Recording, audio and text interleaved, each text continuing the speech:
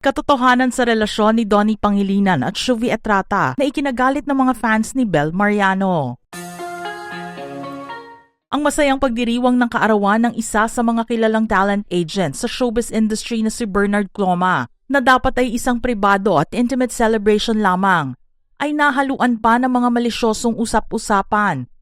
Ang mga sangkot sa isyong ito ay ang kapamilya actor na si Donnie Pangilinan at kapuso artist na si Shuvi Estrada. Ilang kumalat na video kasi ang mapapanood sa mga naging kaganapan sa birthday celebration na dinaluhan ng dalawa.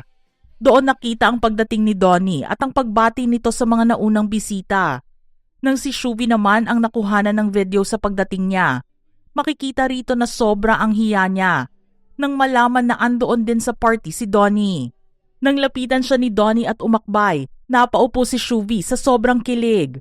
Nagpatuloy ang panunukso ng mga bisita kay Shuvi dahilan upang mahiya siya sa tuwing magkikita ang mga mata nila ni Donnie. Para sa mga hindi nakakaalam, sa loob pa lang ng bahay ni Kuya ay hiyang-hiya na rin si Shuvi na makaharap si Donnie. Inamin kasi niya na sobrang crush niya si Donnie noon pa man. Siya rin ay isang ultimate fangirl ng aktor. Kaya naman nang magkaroon sila ng pagkakataon na magkasama sa iisang bubong, hindi na mapalagay si Shuvi dahil sa pagkakilig niya. Nakakatawa nga kung tutuusin ang mga kaganapan, lalo na kung lalapitan ni Donnie si Shuvi dahil natatameme na lang siya sa isang tabi. Para sa mga tunay na fans o fangirls, alam nila ang pakiramdam ni Shuvi na malapitan ang kanilang idolo. Suntok sa buwan noong una ang makilala ni Shuvi si Donnie ng personal, pero hindi niya akalain na mangyayari yon sa pagpasok niya sa PBB. Ang kaso may ilan din ang hindi nagugustuhan ang pag-fangirl ni Shuvi sa aktor. Para kasi sa mga ito nasosobrahan ang pagiging maarte ni Shuvi kapag nakakaharap niya si Donnie.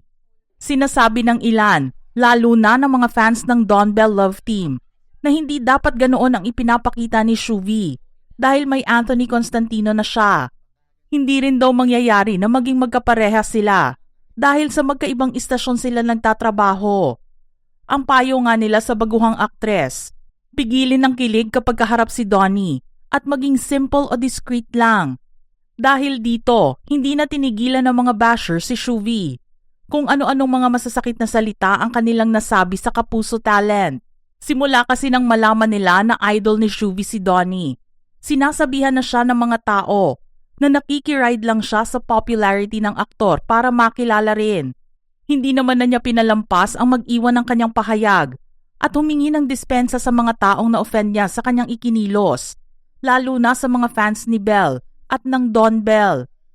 Aniya sa isang post, hindi niya sinasadya ang kiligin sa tuwing makikita si Donnie dahil sobra talagang crush niya ang aktor. Nangako naman siya na susubukan niyang pigilan ng sarili na kiligin sa harap ni Donnie. Sinabi rin niya na hindi sila magka-level ni Donnie dahil malaking pangalan na ang aktor sa industriya.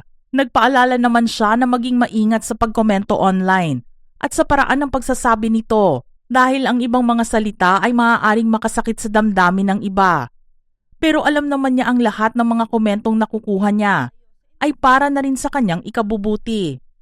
Kaya naman din sa unang pagkakataon ay nabasa na ang pahayag ni Donnie tungkol sa ilang mga masasakit na pananalitang nabitiwan ng mga bashers na mahilig magkumpara sa mga artista, lalo na pagdating sa mga may love teams.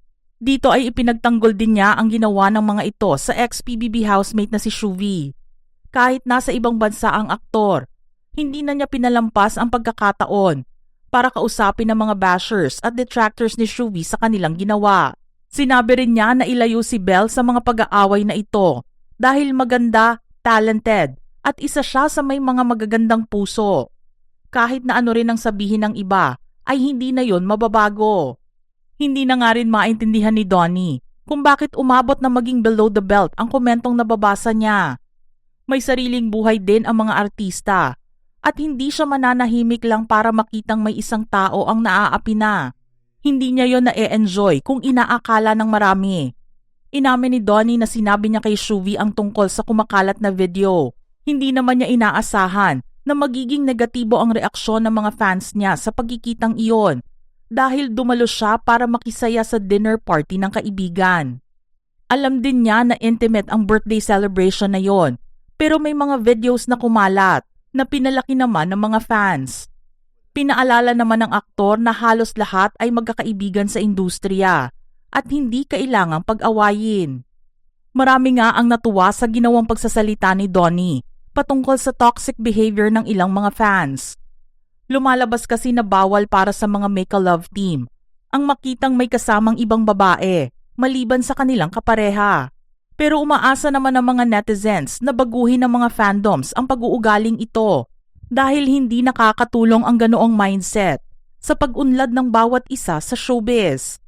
Kung gusto ng mga fans na magkaroon ng healthy competition ang bawat fandom, hindi na rin dapat umabot sa puntong kasiraan ng isang tao ang hilingin nila.